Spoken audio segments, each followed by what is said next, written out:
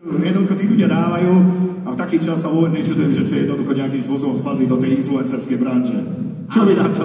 Áno, bola to veľká náhoda a ako už to robím teda ja osobne 11 rokov, bude to 12 rokov. Clarisa, ty to ako dlho robíš? Od akého roku robíš YouTube? Koľko si mala rokov?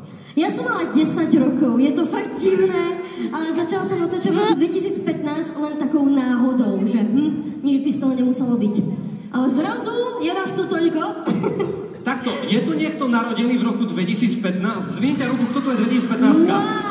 Takže vy ste v podstate takí starí ako kanál Clarisy. To je úplne divné, to je super.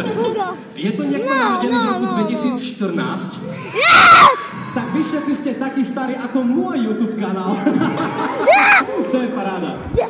No, tak vieme, kedy je výroby vášho profilu. Sú tu niektorí, ktorí sa práve tedy aj narodili. To je výborné. No a dohodneme sa tak, že v takom prvom kole aj trošičku vyspovedám, pretože možno veľa vecí o nich viete, no ale už keď sú tu na pódiu a ja už mám ten mikrofón v ruke, tak už mi neutečú, pretože ja ich vyspovedám za vás. Ideme na to? Tak, prvá zásadná otázka, ktorá určite trápi väčšinu prítomných vašich fanúšikov je, ako to vlastne začalo? Ako tie začiatky prebiehali? Lebo viete, povieme si, ja budem influencer a teraz akože suseda z tretieho bloku, Jezus Maria, ten samo scény, co tam na tom Instagrame robí. Hej, videla sú. No a to tá Klárka, tá to naše ešte nepridala, Takže, ako to vlastne začalo? Čo na to okolie? Pretože, viete, akými sme Slováci? Úspech si musíš a nenávisť zaslúžiť. To znamená... Tak dámy majú prednosť, Clarisa. Áno, začni ty. Ja si myslím, že mohla by Clarisa prvá byť. Ja si práve myslím, že by mal začať Moon, pretože tam to všetko začalo aj vlastne so mnou, takže dávam prednosť tebe. Máš pravdu. Takže ja som bol na základnej škole tak trošku nenávidený jedným mojim spolužiakom. A toho spolužiaka som tak neskutočne nenávidel za to, že ma šikanoval, že som sa mu chcel nejakým spôsobom pomstiť, hej. Keď vás niekto šikanuje, samozrejme, že mu chcete urobiť nejakým spôsobom zle a vrátiť mu to. Takže som zistil, že on má YouTube kanál, ktorý mal v tej dobe 100 odberateľov. A ja som si povedal, že ja sa mu pomstím tak, že si ja založím YouTube a prekonám ho, hej. O ňom sa vtedy hovorilo, že má najviac odberateľov v triede, blablabla.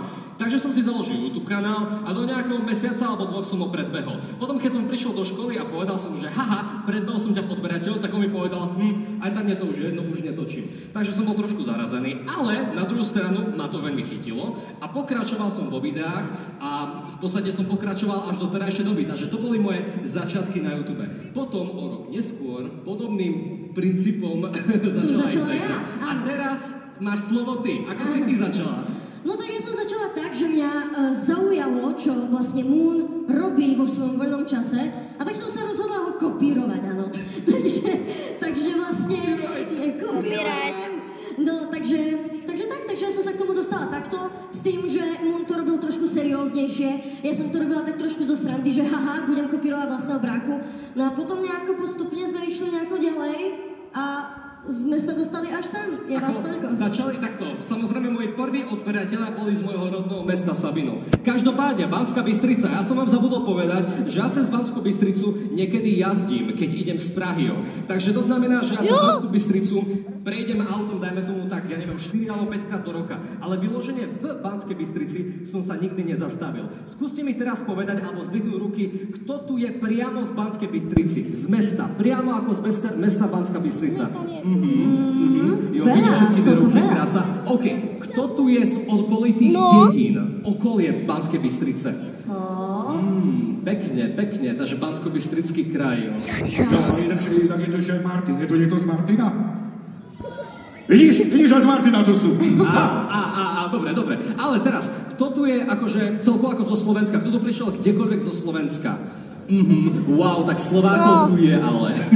Čiže je tu niekto zo západného Slovenska? Západného. Wow. Viete, že ja budem mať aj v Bratislave akciu? To bolo bližšie, jo? Čo bude aj v Bratislave? No ale teraz, schválne, ja som zvyknutý na to, že mám viac akcií v Česku, lebo tam bývam, jo. Je tu niekto z Česka? Haha, a teraz môžem sa vysmiať Čekom, lebo stále keď som na českých akciách, tak tí Česi tam úplne prevrádali a teraz ste so sami Slováci. Paráda, som za vás všetkých rád. Takže paráda, vítajte Slováci, konečne tu mám slovenskú majoritu fanúšikov.